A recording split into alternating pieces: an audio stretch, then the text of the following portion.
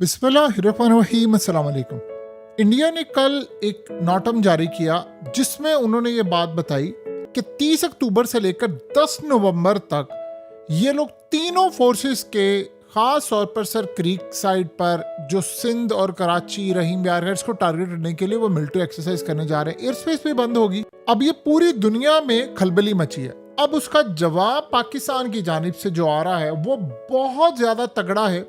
और इस दफा पाकिस्तान की स्ट्रेटेजी जरा समझिए। ये ऐसा नहीं होने जा रहा कि आंख के बदले आंख, कान के बदले कान। हम बहुत फर्दर आगे बढ़कर काम क्या करने जा रहे हैं वह ये है कि पहले इंडिया ने नोटम जारी किया और पाकिस्तान ने नोटम जारी किया है कि सेंट्रल और साउथर्न एयर कॉरिडोर्स 28 से 29 अक्टूबर 2025 तक यानी पाकिस्तान मुख्तलिफ जगहों में एयर स्पेस बंद करने जा रहा है। और जाहिर सी बात है ये एक दिन के लिए है तो इसका मतलब है कि कोई बहुत बड़ा हम टेस्ट करने वाले हैं।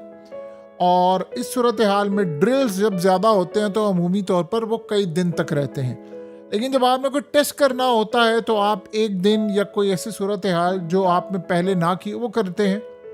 अब मामला यहाँ तक नहीं है। इंडिया ने उसके बाद भी एक बड़ी अजीबोगरीब फिर नोटम जारी किया, ये आप देख सकते हैं डिफरेंट जगह पर। और इस वक्त सूरत हाल ये है कि मल्टीपल नोटम्स इस वक्त जारी हो चुकी हैं और इंडिया मजीद आगे बढ़कर अरेबियन सी में भी यानी फायरिंग के लिए ये नोटम जारी किया है। इसका सादा अल्फाज में मतलब समझ ले, इंडिया और पाकिस्तान मुख्तलिफ टेस्ट एक्सरसाइज हंगामी बेसिस पर करने जा रहे हैं।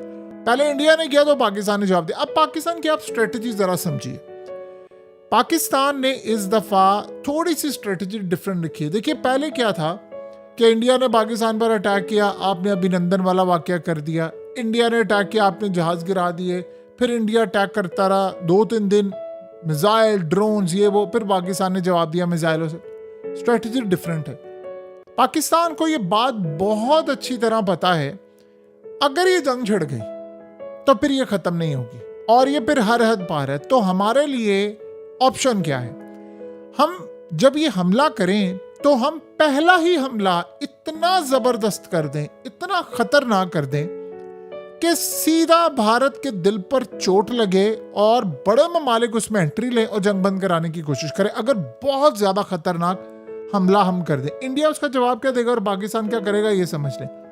इसमें सूरत हाल ये है कि पाकिस्तान की पूरी कोशिश होगी, पूरी कोशिश। इंडिया ये समझता है, इंडियन पॉइंट ऑफ व्यू से समझिए कि पाकिस्तान की जो एयर फोर्स है उसको बर्तरी हासिल है। वो इंडिया खुद एडमिट कर चुका है।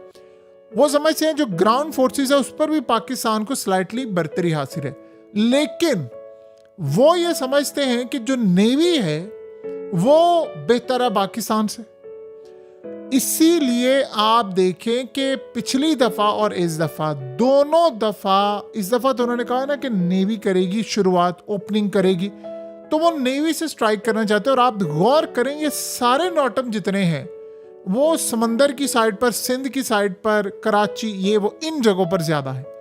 पाकिस्तान क्या करेगा? हमारी पूरी कोशिश होगी कि हम INS विक्रांत एयरक्राफ्ट कैरियर को टारगेट करें। देखिए जैसे राफेल तैयारे भारत के लिए बड़े मुकद्दस समझे जाते थे और उसके बाद हमने उसको तबाह किया, इसी तरह INS विक्रांत, ये बेसिकली आप जानते हैं कि मोदी रिसेंटली गया नेवी के पास तो उसने क्या कहा? उसने कहा इसके नाम से ही पाकिस्तान कामता है। जाहिर सी बात है, देखें ये 45,000 टन का फुली लोडेड है, गैस टरबाइन इंजन है इसके, और उससे भी बढ़कर 1600 के करीब यहाँ पर एयर विंग और शिप क्रू आ सकते हैं। और उससे भी बढ़कर बात यह है कि 36 एयरक्राफ्ट की गुंजाइश है, यानी आप इसको कर सकते हैं। अब इंडिया कितने जहाज यहाँ पर रखेगा, इस पर कितने जेट्स रखेगा, कितने उड़ाने के लिए, क्योंकि जब वो अटैक करने आएगा तो जहाजों ने, क्योंकि चलती फिरती एयरबेस होती है। अब यहाँ जो सर मसला है वो ये है कि राफेल से लेकर दीगर क्या चीजें आएंगी, तो बात की बात है।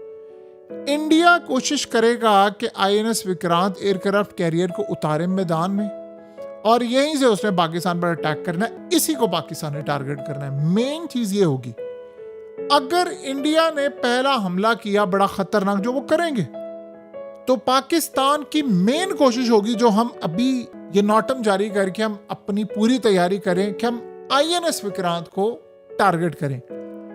ये आसान नहीं है, लेकिन अगर पाकिस्तान ने हाइपरसोनिक मिसाइल मार दिया, या हमने इसको टारगेट कर दिया, या हम इसको उड़ाने में कामयाब हो गए, आप समझ ले ब्लैंक चेक है पाकिस्तान की विक्ट्री का।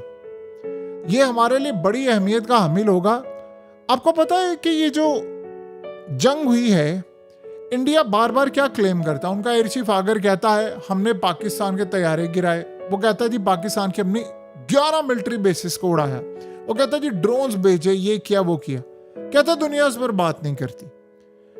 वो ये समझते हैं, उनके बकौल पहले समझे, वो ये समझते हैं कि चूंकि हमने राफेल तैयारों की हाइप इतनी क्रिएट की थी, मोदी ने अपनी स्पीचेस में कहा था 2019 में, अगर राफेल तैयारे होते तो ये दिन ना देखना पड़ता मैदान में उतरे नहीं है तो हमने उनको गिरा दिया। असल में उन्होंने हाइप इतनी क्रिएट की थी राफेल तैयारों की कि हम चाइना को तबाह कर देंगे। पाकिस्तान ने पहला टारगेट इसको किया। इस दफा तो खैर वो उसको बड़े पीछे रखेंगे नेवी के थ्रू। वो समझते हैं कि नेवी की बर्तरी है, तो उसके थ्रू वो ब्रह्मोस मिसाइल मारेंगे, कराची को टारगेट करेंगे। फिर जाहिर सी बात, हमने ऑयल रिफाइनरीज को, गुजरात को और INS विक्रांत को हमने करना है टारगेट। तो अब हम इस पर अपना पूरा फोकस करने जा रहे हैं, और जाहिर सी बात है ये आसान नहीं होगा। ये भी आप ज़हन में रख लें कि ये कहना बड़ा आसान है कि जी हम ये कर दें, लेकिन हमारा मेन टारगेट होगा यही। और हमने अगर इसको टारगेट कर लिया तो ये बहुत बहुत आगे ले जाए। जैसे आप क्रिकेट मैच में किसी मेन प्लेयर को आउट कर दें तो आप समझते हैं कि 2-3 को आउट कर लिया, मैच अपना है। एग्जैक्टली यही सूरत हाल पैदा होगी कि हम पूरी कोशिश करेंगे। देखिए इस दफा जंग का असूल क्या है, इंडिया इस दफा कुछ आगे बढ़कर काम कर रहा है। ये बात ज़हन में रखे, ये पुरानी वाली एक्सरसाइज नहीं होने जा रही, कत्तन नहीं है। वो साइबर हमले करेंगे, उन्होंने अपनी फौज को रेडी रखा हुआ है पाकिस्तान में दाखिल करने के लिए, तो वो पूरी कोशिश करेंगे। इलेक्ट्रॉनिक वॉरफेयर, EMP हमला, वो कम्युनिकेशन सिस्टम जैम करने की कोशिश करेंगे। इसराइल उनके साथ है, वो पूरी कोशिश करें। तो हम भी इस दफा जो वो कर रहे हैं हम उसका जवाब दे रहे हैं, और बड़ा तगड़ा जवाब।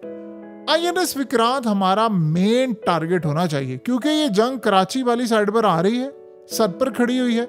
और सर क्रीक वाली जो साइट है, जिस पर ऑलरेडी आपको पता हकीकत टीवी ने बताई, ये एक एरिया है जिसको वो ये कहते हैं कि जी पाकिस्तान यहाँ पर इंफ्रास्ट्रक्चर कायम करे, ये हमारा एरिया था, ये अंग्रेज छोड़ गया, ऐसे वैसे जो भी सूरत हाल है, पाकिस्तान का दलदली इलाका है, तो वो सारी चीज़ें हैं। वो कहते हैं कि नहीं जी आप इसको किनारों से शुरू करें या दरमियान से पाकिस्तान, इन सब का जो मौक़िफ़ है, जो भी सूरत हाल है। लेकिन असल मसला यहाँ पर यह है कि ये लड़ाई अब बड़ी होने जा रही है, और इसमें अब पाकिस्तान जवाब दे रहा है, इंडिया हमारे साथ लड़ने के लिए तैयार है। ये बड़ा ख़तरनाक लम्हा है, ये कभी ज़िंदगी में इतना ख़तरनाक नहीं हुआ। और इंडिया में आपको पता है इस वक्त क्या डिस्कस हो रहा है उनके मीडिया पर? वो ये डिस्कस कर रहे हैं कि इस जंग को हमने लंबा खींचना है, और वो समझ रहे हैं कि अगर हम इस जंग को लंबा खींचने में कामयाब हो गए तो फिर पाकिस्तान के लिए वो समझ रहे हैं कि हम ट्रबल होगी। अब क्यों? उनके बकौल के हमारे पास है पैसा, हम इस जंग को लंबा लड़ सकते हैं, हमें सप्लाई होगी पीछे इसराइल की। इसराइल को उन्होंने साथ मिलाया है कि अगर इसराइल किसी मुल्क को कह दे, अमेरिका को कह दे, यूरोप को कह दे, क्योंकि हमने इसराइल की और गजा जंग में देख ही लिया है कि दुनिया सारी इसराइल जो कहती है वही करती है। तो वो ये समझ रहा है कि अगर इसराइल सारी दुनिया को पाबंद कर देना हमारे खिलाफ, तो फिर कोई वजह बाकी नहीं है कि दुनिया सारी मदद करेगी, चाहे ऊपर ऊपर से मजम्मत करे, इंडिया के अंदर से मदद ही करेगी। तो ये फैसला कौन इस वक्त मामला सामने आ रहा है। इंडिया इस दफा मिसाइलों तक नहीं रुक रहा, उनका माइंडसेट अलग है। और देखिए अगर ऐसी सूरत हाल है तो हमें भी अपना माइंडसेट फिर बना लेना चाहिए। उनका माइंडसेट है कि पाकिस्तान की सरजमीन लेनी है, लैंड लेना है पाकिस्तान से, चाहे वो कश्मीर का हो, दीगर का हो। राजनाथ सिंह की उस दिन तकरीर आपने सुनी है ना, उसमें उसने जो बात कही है, वो तो कह रहे हैं पूरा अंडू कर देंगे 1947 को, यानी पाकिस्तान को वापस जम करने की। तो अगर ये सूरत हाल है तो हमें भी जाना चाहिए ना कि ठीक है भाई, अगर आ रहे हैं तो कश्मीर में फिर एंट्री हो रही है हमारी, देखी जाएगी। तो बहरहाल इस दफ़ा उनकी जो फौजों का मामला है, ख़ासतौर पर ये जो एक्सरसाइज हो रही हैं भैरव यूनिट और ये वो सारे, उसको ट्रेंड इस बात के लिए कर रहे हैं जब आप तगड़े होंगे इंशाल्लाह। ठीक है, अगर किसी मुल्क को बहुत ज़्यादा तकलीफ चढ़ी हुई है और जंग भी चढ़ी हुई है तो फिर आर या पार है, इसके अलावा तो कोई और रास्ता नहीं है। और इस दफ़ा वाकई आर या पार हो जाना चाहिए। ये सारी ज़िंदगी का जो मसला है ना, आज आएंगे दोबारा आएंगे, कल आएंगे, फिर 2 के बाद कहेंगे 3 शुरू करना है, आर पार कर देते हैं, फिर देखी जाएगी। फिर ये जो वो सोच रहे हैं भाई 2 न्यूक्लियर, आप ये समझ रहे हैं हमें ख़त्म करने की, ठीक है, फिर हम डूबेंगे तो तुम्हें साथ लेकर डूबेंगे। अगर चल गए न्यूक्लियर तो बचना फिर किसी ने नहीं।